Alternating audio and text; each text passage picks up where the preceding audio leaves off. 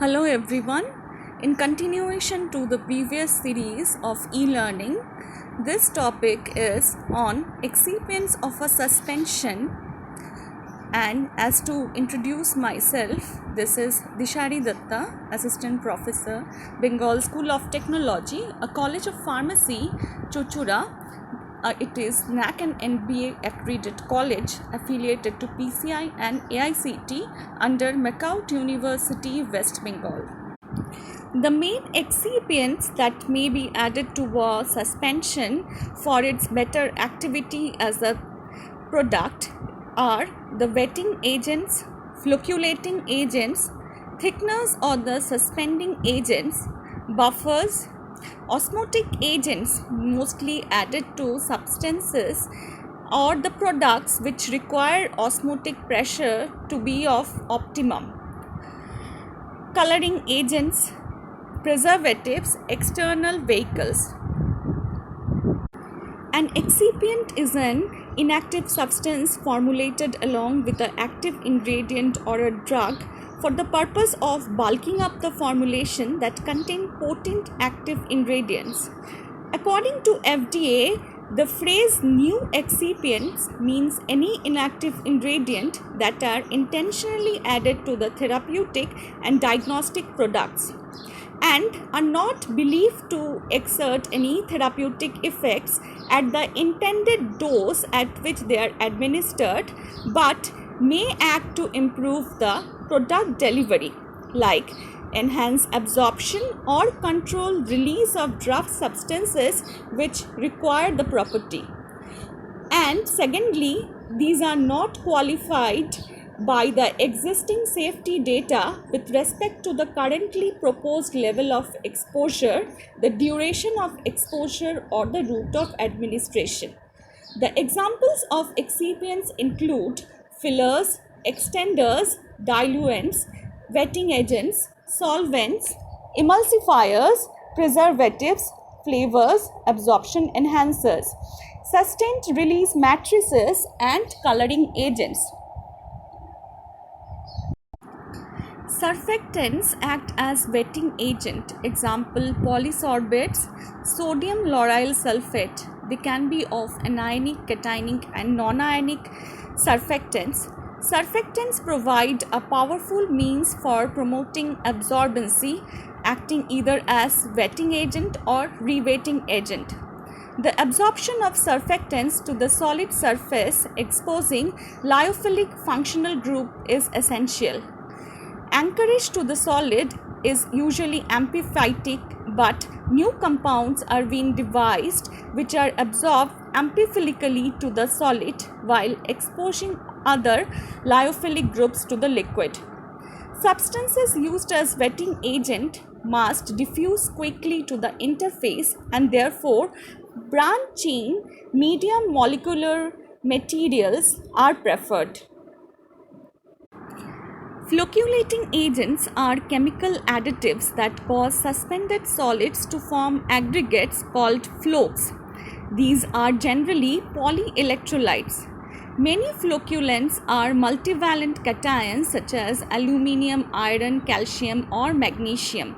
The common example is alum, which is used to flog the dirt from. The thickeners are also called as suspending agents, which increase the viscosity of suspension and hence prevent the settling of particles, the common ones being the tragacanth and acacia. Buffers are substances which resist the change in pH or hydroxyl ion concentration when small amount of acid or bases added to it, the common example being the phosphate buffer. They are prepared by adding a weak acid to its salt and allowing the system to reach equilibrium. The acid can donate protons while the alkali is added. The salt can accept protons and the acid is added, with overall effect of achieving a small pH change or overall no change.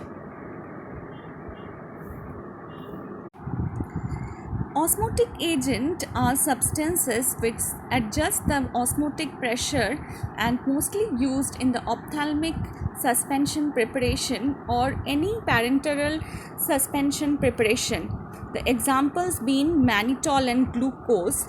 These can be several large molecular weight osmotic agents like starch, glucose polymer, dextran, gelatin, albumin, and polypeptides. The next excipients are the coloring agents, preservatives, and external vehicles. These are mostly the miscellaneous excipients which are mostly added to almost all formulations. The coloring agent is added to any formulation or a suspension for its elegance. The example being the Lake Erythrocin Patent Blue 5. The preservatives are added to prevent the increase in microbial growth or microbial load. Example being sodium metabisulfite, sodium benzoate, tertiary butyl hydroxyanisole, or any other oil-soluble preservative. The external vehicle are added to suspension in order to increase the solubility of any excipient or to prevent the degradation. This can be alcohol or DMSO. A paper by Michael Christina Coroy, that is the preservative from the eye drops and the ocular surface. This demonstrates the use of preservatives in eye drops that has been of glory in the beginning, but the side effects has been seen and which has led to the decrease of its popularity.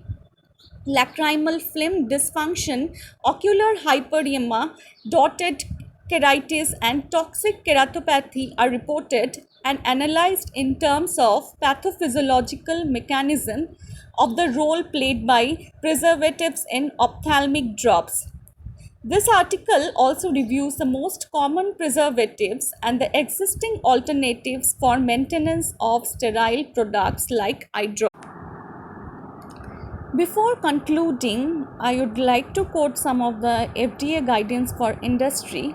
The product contains only suitable inactive ingredients which are safe in amounts administered and do not interfere with the effectiveness of the preparation or with suitable tests or assays to determine if the product meets its professed standards of identity, strength, quality, and purity.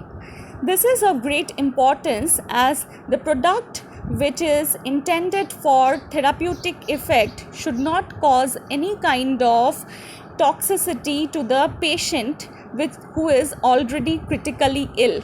So, the excipient must be added to the product in a specified quantity and must not exhibit any toxicity to the product.